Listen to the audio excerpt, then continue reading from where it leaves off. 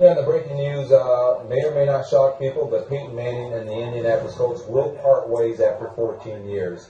And an announcement will come on Wednesday in Indianapolis. Both owner Jim Irsay and Peyton Manning are expected to attend, according to the team sources I've spoken with.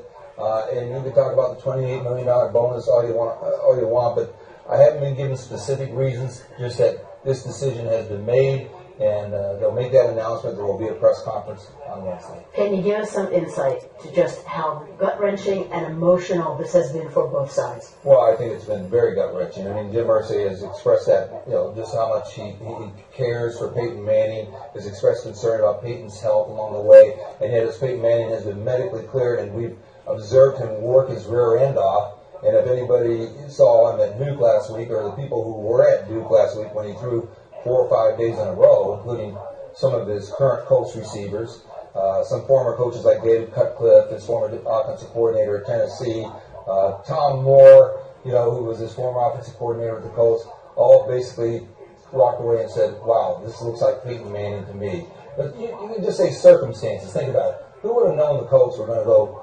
2-14 and end up with the first pick?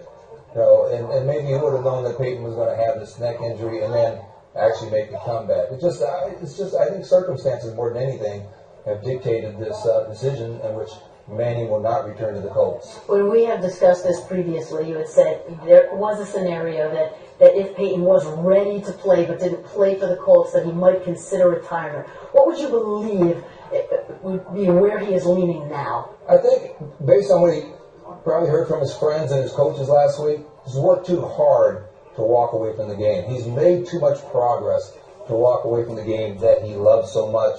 And so when you consider that, what day is it? March 6th? Today is the 6th. Yeah. If he's made this much progress, can you imagine what it's going to be like in another month, another 2 months? So my expectation is the guy who loves football, who's made this type of rehab, worked this hard, is going to come back and play, only it's not going to be in a Colts uniform. And that's a little heartbreaking, I think, for a lot of people.